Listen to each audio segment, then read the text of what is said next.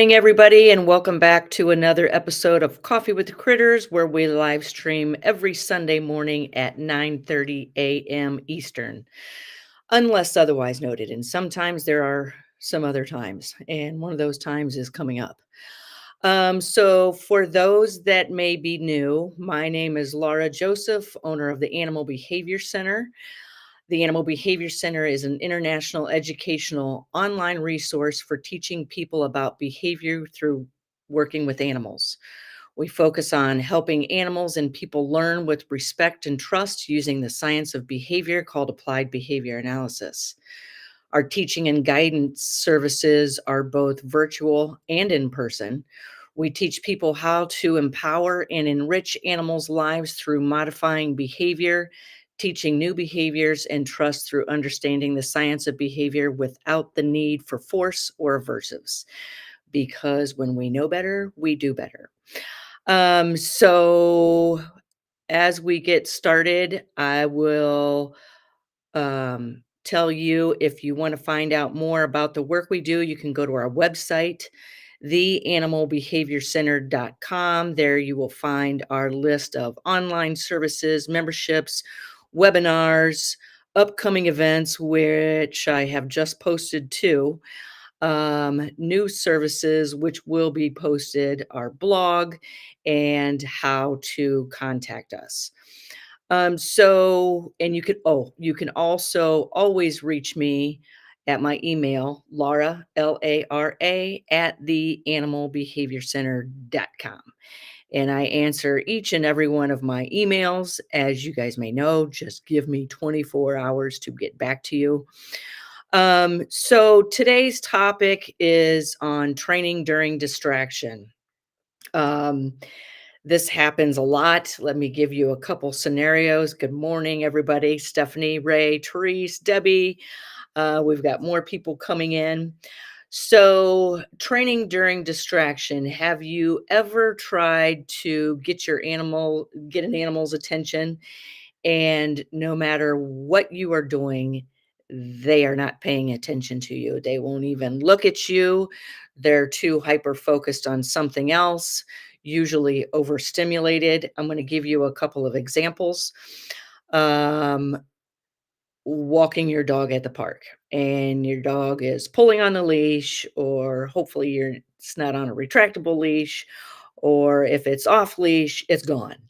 And no matter how much you yell the animal's name, you are at the top of their pay no mind list. Another scenario would, and this is a very common one, and I'm picking dogs because a lot of people have dogs. Um, a lot of people don't work with a lot of the animals I work with, but that's on purpose. I use I work with the animals I do because it helps show other people how this can work in the household with your dog, with your spouse, with your children, because it does. Another scenario, which is a really common one, is you're at home with your dog, your neighbor barks. Well, I have had a neighbor bark, believe me. Your neighbor comes to the front door, your dog starts barking at the door, and as soon as that neighbor opens that door, the dog is going to start jumping, acting well, it's acting how it's been trained to act, whether you realize it or not. If the neighbor opens the door, the dog is going to start jumping, possibly get out the door, and you better have that dog trained if it gets out the door. As soon as the neighbor opens that door, it's going to be anarchy. Um, Another scenario, those of you that are in our online memberships, I always use Snot Nose Johnny as an example. I give human examples that hit home and say, yeah, I do understand that. Snot Nose Johnny at the grocery store wants something off of a shelf. You say no. Snot Nose Johnny starts laying on the floor in the grocery store, screaming, kicking, crying, and no matter what you try to pick him up, he will not pay attention. Um, these are all scenarios of where the individual is too overstimulated, too distracted, and you cannot get their attention. I love working on or working with animals, preparing them for training during distraction or focus during distraction. So, number one, you can ask yourself, what is the animal focused on? And when you can answer that what, there you have identified the reinforcer for the behavior causing keeping that animal's attention. You have to beat, match or beat the reinforcer for the animal's distraction. Um, and once you, and there's, that's not it. But once you identify the reinforcer for the undesired behavior, now you have more tools in your pocket to work with to change that behavior. A couple other things, what I will work with, and I love training animals for focus on me during extremely distractive times. Um, you want to ask yourself, are you working with a highly valued reinforcer? Here's another scenario: you take your dog to the vet and you have a bag full of treats. And once you get to the vet, no matter what you do, that animal is not taking the treat. It is too stressed um, to even eat or take the treat or even focus on you. So, one thing I will do is work with a highly valued reinforcer. And usually, the more challenging the behavior I'm working with, I have already identified a long list of reinforcers, and those can be touch, those can be different environmental events, they can be food, but be prepared because food isn't always going to work. That's why I tell people to build those list of reinforcers. And then what I will do is I will find a highly valued reinforcer and let's just work with the food reinforcer because it's common.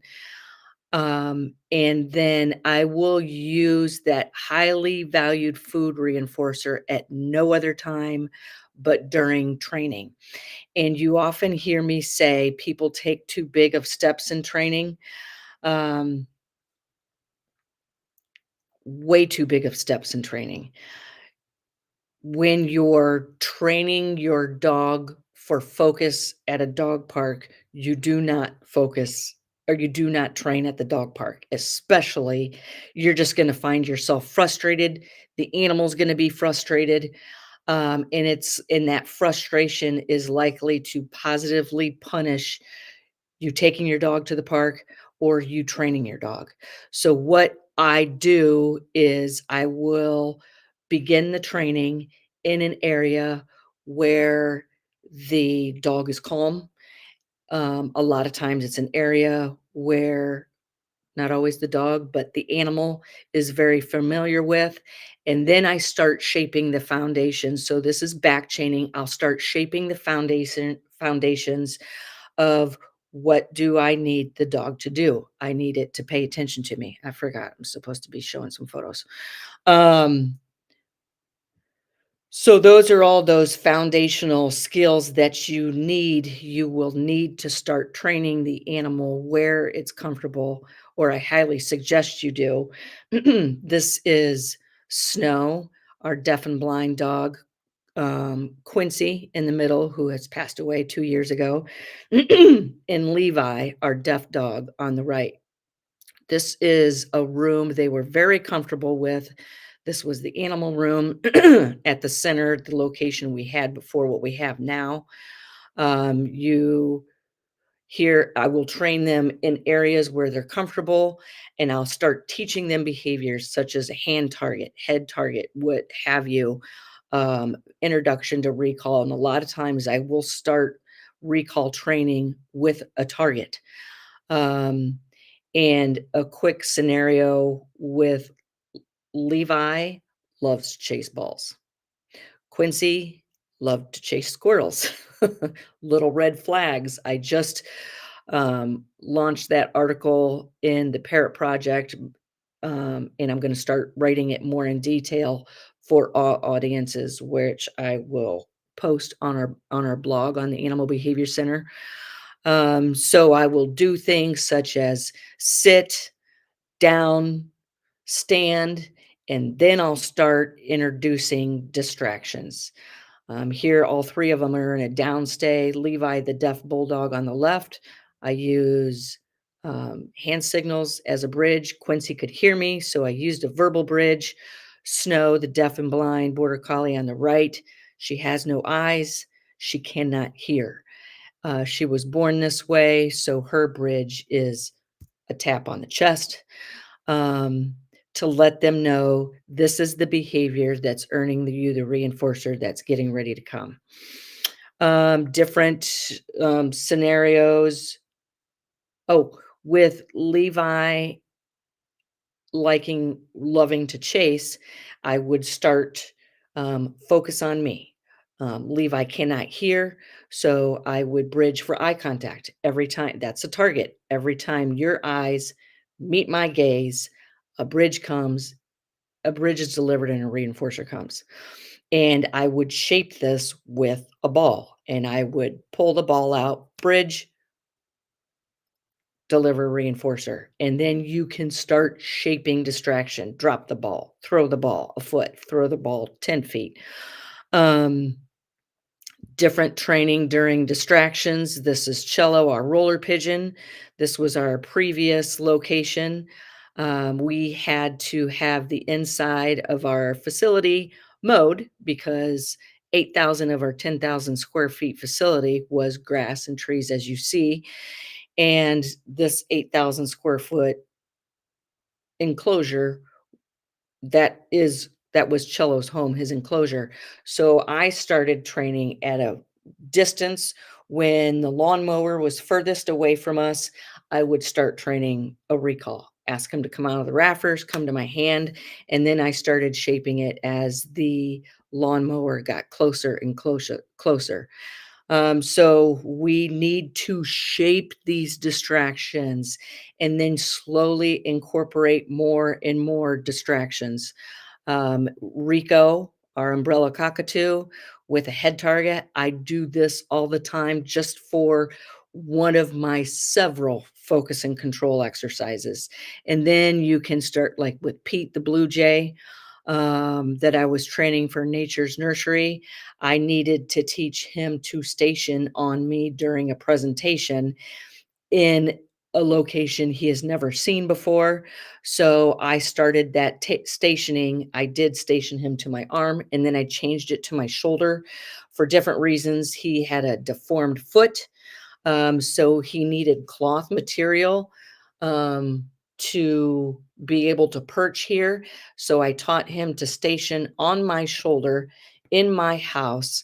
And then I started shaping different locations within the house, in the bathroom, in the basement, in the living room, in the aviary, and made that focus and control exercise bomb proof. And then we went to Nature's Nursery, where we were in this huge tent with all these people staring at us, which he had never seen before.